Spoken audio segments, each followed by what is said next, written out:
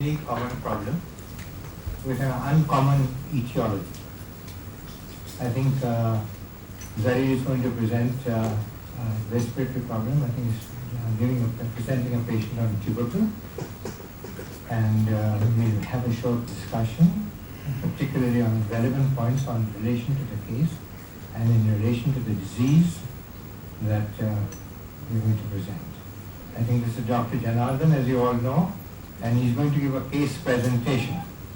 And this is going to be followed by a review of the problem, and the review of the problem is being done by Dr. Shelza.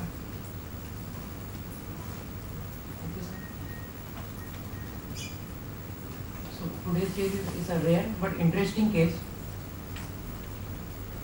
It's a case of a 64-year-old female. This patient admitted to the other hospital, just short history, 3 days history of low-grade intermittent on and off fever for 3 days without chills, rigors. She was complaining of breathlessness. Breathlessness over 3 days, it progressed to such extent that she was breathless even at rest or lying down. She was complaining of palpitation along with. According to the patient, this was regular in nature. Before 3 days, this patient was absolutely asymptomatic and she was performing all her routine activities without any discomfort. This patient has significant comorbid conditions. She is hypertensive, and in September 2006, she was diagnosed as mitral stenosis with acute pulmonary edema, and next 3 months, December 2006, her mitral valve replacement was done, which was bioprosthetic valve. When she was admitted there, on general examination, she was afebrile, respiratory rate was 20 per minute, blood pressure was 110 by 60 millimeter of mercury, heart rate was 94 per minute, regular, no arrhythmias. On systemic examination, there was S1, S2 and S3 gallop was present, and there was loud P2 at pulmonary area, systolic murmur along the left parasternal area conducted to the back and bilateral infrascapular region, and there was mid-diastolic murmur at the apex. Systolic murmur you are talking about, is it increasing with inspiration or expiration? Is it urosystolic or is it crescendo? It was systolic murmur. And increasing with inspiration is not for expiration. Better or later inspiration or expiration? At the end of the inspiration first. And on respiratory system examination, air entry was present bilaterally, but there was bilateral crepitation. So this patient was admitted there with preliminary diagnosis of acute left ventricular failure with mitral stenosis. She had a bioprosthetic valve, so the reason could be there is a degeneration of a bioprosthetic valve or infective endocarditis was suspected. She was started on furosemide because she had pulmonary edema. But by evening, she dropped in urine output, the furosemide infusion was started, there was good response to the furosemide. But by midnight, she developed hypotension, central line was inserted, and she was started on small dose of dopamine, 0.2 mg per kg per minute, and her blood pressure maintained after that. She had one spike of fever, so before starting on antibiotics, blood cultures were sent, and she was started on empirical antibiotic there, ceftriaxone and vancomycin. And transthoracic echo done at their hospital, and they showed degenerative mitral valve prosthesis with increased gradient across the mitral valve. There was dilated left atrium, dilated left ventricle cavity, normal ejection fraction, and on transthoracic echo they could not see any vegetation. And there was pulmonary pressure which was high, 60 millimeter of mercury. What's the cause for the systolic murmur based on the echocardiogram? They didn't mention any severe mitral regurg or tricuspid regurg.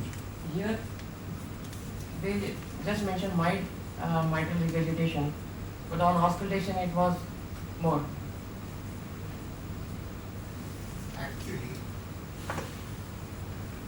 what happens is, in these patients, you have a mitral orifice which is fixed, which doesn't open, and therefore you have some degree of stenosis and a fair degree of mitral regurgitation as well. So it's not uncommon for them to say that the mitral orifice is small, suggesting mitral stenosis. Whereas when you listen to them, there might be very significant mitral regurgitation as well, for the reason that I told you. So considering the very small history, the patient's symptoms were very acute over a period of 3 days. So patient was transferred to British Candy Hospital for further management. Patient was still running low-grade intermittent temperature. Her WBC count was 11,000 per cubic millimeter. BNP was raised here, 1820 nanogram per DL. Her serum creatinine level was normal. X-ray shows bilateral pulmonary edema. There were bilateral crepitations. Here also we have sent multiple blood cultures. And we continued on empiric line of treatment for infective endocarditis with ceftriaxone and vancomycin. We continued on furosemide, enoxaparin and noradrenaline to support her blood pressure. It was very small dose. At Breathe Candy, we did first transthoracic echo, and which shows normal ejection fraction, normal RV function, and they said mitral wall prosthesis present with degeneration of leaflets, and peak gradient across the wall was 29 mm of mercury, and wing gradient was 15 mm of mercury, which was raised, and estimated mitral wall area was 0.8 to 0.9 centimeter square. So that means it suggests that the mitral stenosis here is severe. And You see what I told you?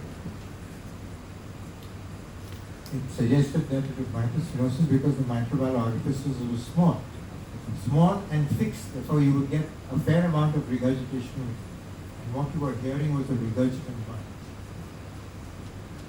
so here on transthoracic echo we got a grade 1/3 mitral regurgitation, and pulmonary pressure initially was 60, now 47 mm of mercury, probably response to the diuretics, and they could not see any vegetation here. So we planned for, because we suspect an infective endocarditis because of acute event, so we planned for a transesophageal echo. So Dr. Golwala will explain about the transesophageal echo. Shahrukh, are you there? Yes, sir. Please, let me introduce to you Dr. Shahrukh Golwala. He's our cardiologist, one of our cardiologists, and he's very excellent with the echocardiogram. I refer almost all my patients to him because I get very good insights and very good responses from him. Transesophageal echo was done on the 18th of June, and I had seen the transthoracic report, but there was no way to conclude anything till we did a transesophageal echo and rule out the vegetation on that. So we are looking at the left atrium on top, left ventricle below. That's the echo density of the mitral bioprosthesis. You can see the leaflets within that, and the view is better. And there is some shaggy appearance of an echo density just above here, prolapsing into the left atrium, which is very, very suggestive of a vegetation, this area here, which is sitting on one of the leaflets, and this would clearly be the culprit that we were looking for. So this is, we are measuring the size of the vegetation here, and therefore it is prolapsing into the left atrium. And seeing the hypermobility of the vegetation, the concern would be that could it embolize, and therefore that's the concern at the present time. The color Doppler done shows there is obviously some increased gradients across the mitral prosthesis, as was recorded on the transthoracic echo, and there is a significant regurgitation which is seen as a backflow into the left atrium. So very clearly, bioprosthesis, thickened leaflets inside the bioprosthesis, and a vegetation sitting on the leaflet and prolapsing into the left atrium in systole, resulting in a very severe mitral regurgitation. All the color that you see in the left atrium is a sign of regurgitation. The measurement shown earlier, as I brought in my report, was between 10 and 12 millimeters as the size of the vegetation, which is considered to be a large vegetation. And we're just seeing the same thing in different views. The color that you see is due to mitral regurgitation. Once again, that's the leaflet with the prolapsing vegetation in the left atrium. This is the left atrial appendage here. And really the conclusion on this was bioprosthetic valve thickened leaflets, large vegetation prolapsing into left atrium and resulting in severe mitral regurgitation. Fortunately, the left ventricular function was normal, as was seen earlier. This is the same study, but in a different view. So this is the angle which we keep changing to get a different view. Left atrium, left ventricle, bioprosthesis. You can see the struts of the bioprosthesis on either side here. Leaflets here, and the prolapsing vegetation again being measured by those calipers.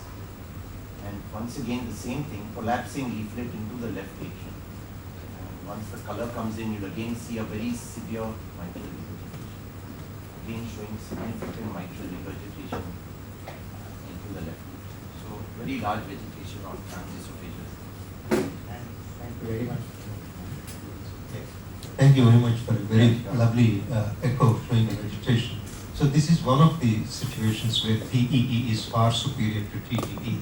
But for the sake of non-cardiologists, there are a few other conditions where TEE trumps the TTE. Can you tell us? See, commonly when you look for a vegetation on transthoracic echo, if the vegetation size is anything less than 5 millimeters, it will not be picked up on a transthoracic echo. And it's more important to do a transesophageal echo if you have a strong clinical suspicion. So the smallest size that a transesophageal echo will pick up is about 1 millimeter. So as small as that. Now we've had cases where, Dr. Ogradia knows the patient, we had done a transesophageal echo, strongly suspecting an infection in an aortic valve, couldn't find a vegetation.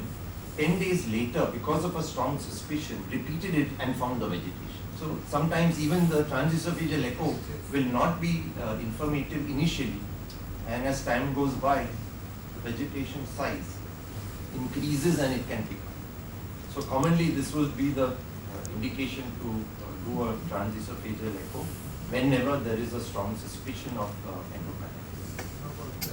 How about left atrial appendageal thrombus or dissection, early dissection of the aorta, or for that matter artificial valve evaluation? Is it superior to TTE? In a suspected dissection, a CT scan would be definitely more informative, not that it cannot be picked up on transesophageal echo. So if it's a problem shifting a patient to the CT scan department, a transesophageal echo bedside is informative. If you suspect a left atrial appendage thrombus as in atrial fibrillation, the only way you can diagnose it is by transesophageal echo. And the third one that you mentioned? Artificial valve. Well, you see, if you have a metallic valve, the reverberations of the valve always cause problems in identifying vegetation. So it's always wiser, particularly in a metallic valve, to do a transesophageal echo if your transthoracic has not been informed. So these are some of the areas where this Those is are the definitely important done. indications. Thank Thank you. you. If you have time, please wait up because we might. I'm here, sir.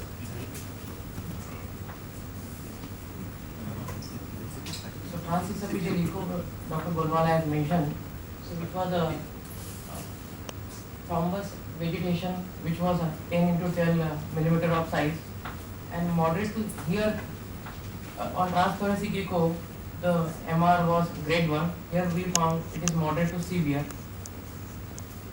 So next 5 days this patient become afebrile, clinically better, off minor drops, on auscultation no crepitation, X-ray chest clear, and her BNP from 1820 decreased to 69. We have to stop her vancomycin because in view of her rising creatinine levels. So we started on tachyplanning. At the end of 1 week, patient remained afebrile. Blood and urine cultures, we sent multiple blood cultures, they were negative. WBC count was ranging in 11,000 to 12,000 most of the time. CRP from 41 reduced to 27, ESR 47 millimeter per hour. Procalcitonin level was twice checked, always in a normal range. So hemodynamically stable patient. and diuretics and antibiotics were continued. At this point of time, this patient was advised mitral valve replacement, but relatives refused for any intervention. So we shifted this patient in a stable condition to the ward. But at the end of the second week, the patient started running fever again, which was ranging from 99 to 101.6 Fahrenheit. We have sent again repeated blood cultures to find out what could be the cause. We have to stop her. Blood cultures were negative. Yes, the previous blood culture we sent was negative. We have sent again blood cultures, and we stopped her ceftriaxone and teicoplanin, and we started on cefepime, rifampicin, vancomycin according to the creatinine level, and fluconazole and low molecular weight heparin.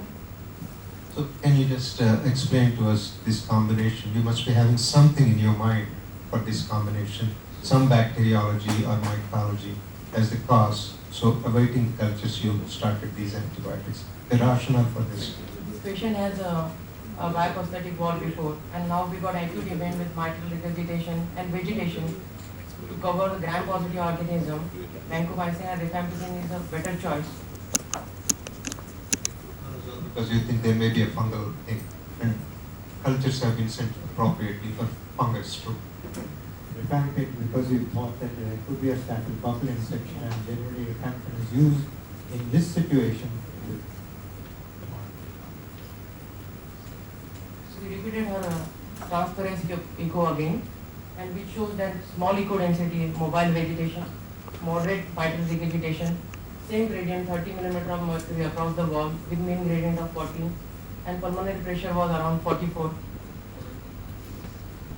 So at the end of third week, patient became clinically stable, remain afebrile more than 5 consecutive days, and we planned her coronary angiography, and it was normal.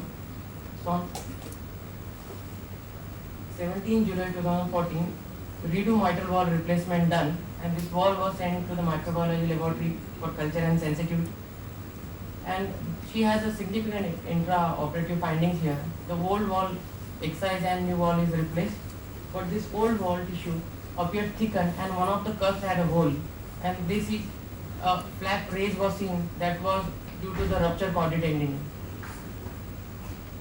So post-operatively patient was on mechanical ventilator support and weaned off next day. We have to transfuse 4.0 Paxil in view of low hemoglobin 9.3, and we have to continue on amiodarone, clopidogrel was continued.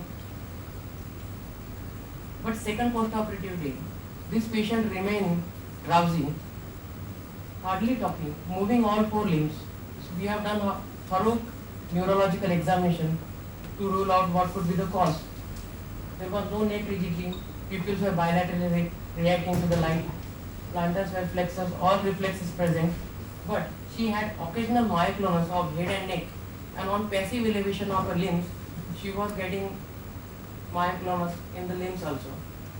There was no definite lateralizing sign. So thought was whether it could be a toxic encephalopathy, or during mechanical ventilation we had given her propofol infusion, whether it could cause any seizure or could be a septic embolism post-operatively. So we done her EEG, which showed non-convulsive epileptic activity and frank generalized status epilepticus. We done CT brains, there was no infarct or hemorrhage. We stopped her cefepime and rifampicin and started on meropenem and vancomycin.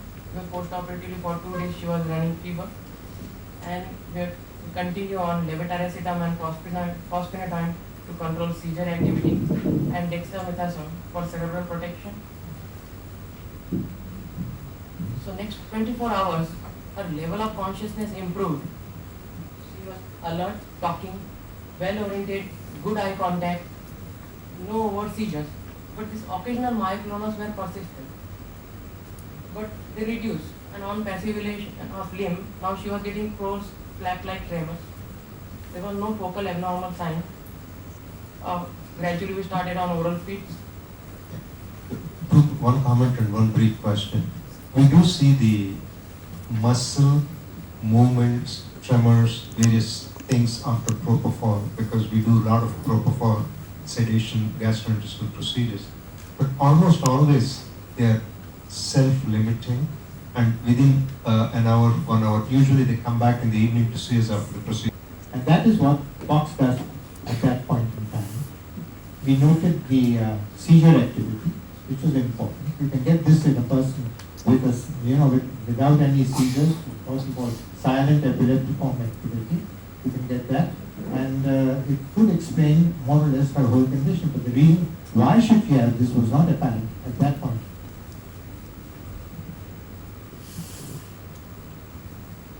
We repeated her EEG multiple times, and it was every time it was showing considerable improvement. But this EEG, they showed long stretches of normal looking activity and in between sharp discharges. That means there were epileptiforms. So the altered sensorium obtundation may be post-ictal phenomenon, something like that? Post-ictal, sometimes they're confused for a long time after the... Yeah, no, it was actually... It's continuous. Continuously. So non-convulsive activity was persistent. So post-operative day 5, her ICD removed, low molecular weight heparin stopped, steroid discontinued, and shifted on oral anti-epileptics. Now post-operatively we did her transthoracic echo, and which shows normal biprosthetic wall, with normal gradient across the wall, and no thrombus or vegetation seen. So third time we repeated her EEG. Improvement, but persistence of some bilateral epileptogenic activity was there. So we shifted her in ward. Her myoclonic activity then reduced, and she was discharged on 11th post-operative day. So final diagnosis was acute pulmonary edema with mitral restenosis of biprosthetic wall, mitral regurgitation, infective endocarditis, and non-convulsive epilepsy in post-operative period. The patient was discharged on antibiotics, amiodarone, antiepileptics, phenytoin and levetiracetam, clopidogrel, and acetrom as anticoagulant. But this patient was still running on and off low-grade intermittent temperature at home. So on 19th post-operative day, the mitral wall culture showed growth of a Mycobacterium tuberculosis complex, and we started on 4-drug ATT, rifampicin, INH, pyrazinamide, and ethambutol according to our weight and along with pyridoxine. And after starting AKT anticox treatment for 7 days, patient become afebrile and remain well till the day. Thank you. Very well done. I just wanted to point out first just a few points in relation to the case, actually. The first is the presentation. The presentation with fever and congestive heart failure. And that's one way in which infective endocarditis can present, and it's worth remembering that. The other thing, as Dr. Golwala pointed out, the fact that you cannot exclude infective endocarditis just because a transthoracic echo didn't show any vegetations. They didn't show vegetations in another hospital, and when she immediately came, immediately a transthoracic was done, no vegetations then. But when we asked for a transesophageal, because the suspicion was very high, it was very clear that she had a very well-marked vegetation, as he was saying, prolapsing into the left atrium, and a pretty large vegetation at that. The third important thing which should not have been done was the use of heparin, because it has been shown that heparin does not in any way improve the prognosis. In fact, a large study has shown that the risk of hemorrhage with heparin in patients with infective endocarditis is higher when it is used compared to those patients in which it is not used. So the use of anticoagulants, particularly heparin or warfarin, is really not indicated in these individuals. The next most important thing is the peculiar behavior for 48 hours post-operative. I couldn't make out what was there till the surgeon came and told us, I told Shahrukh this also, that we did not find any vegetation. I said, what the hell you didn't find? He was quite convinced that there was a vegetation. Yes, but there was a hole in the valve, and there was a raised flap with a slight rupture of the chorda tendineae at that point in time. And then it struck us that it's quite possible that this vegetation might have been thrown out during the process of surgery and might have gone into the cerebral circulation and block various areas of the cerebral circulation, and the CT, I'm sure, may not pick it up. Because for one thing, it might have been dislodged into various small fragments and might have affected parts of the brain where you may not show it on the CT. And we didn't bother to do an MRI because for one thing, she was on drips, she was on inotrope, she was on a ventilator. So for all practical purposes, when we realized that that was so, we could make our conclusion that this peculiar post-op behavior of lack of cognition, lack of consciousness, delayed arousal, and the seizures activities that he had, both clinically, those monotonic jerks were really seizures, and the epileptiform EEG that we had was all related almost certainly to this particular phenomenon. Would you agree there, Shahrukh? Absolutely. Because it was quite easy, we were quite convinced, isn't it, that there was a prolapsing vegetation there. So that's the only other thing which was important. So this is the mystery of the missing vegetation. The mystery of the missing vegetation was explained when we were able to get the proper history from the surgeon as to what he found on the operating table.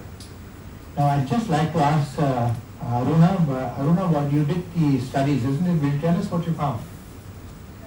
Basically, we had received the bioprosthetic valve, and what we did post dissection. So basically, tissue around the ring and whatever tissue was there on the cusps that we had taken. In addition to that, we also, for most of our foreign materials, we do a process called as sonication, where we hit the material with ultrasonic waves, and then that fluid we also take up for culture. So while we had performed all the conventional cultures, we also use special media for tuberculosis. We normally don't do it, but for this we went ahead to do anything and everything because all the previous blood cultures were negative. As Janardhan mentioned, on the 19th day, we used a midget system, a mycobacterium growth indicator tube for the TB culture, and the conventional blood culture system that we have is the Bactec FX. So we used all of them using the fluid that we had processed from the sonicated from the valve, and the midget fortunately grew mycobacterium tuberculosis, and all the others basically were all negative. You don't use Lowenstein Jensen anymore.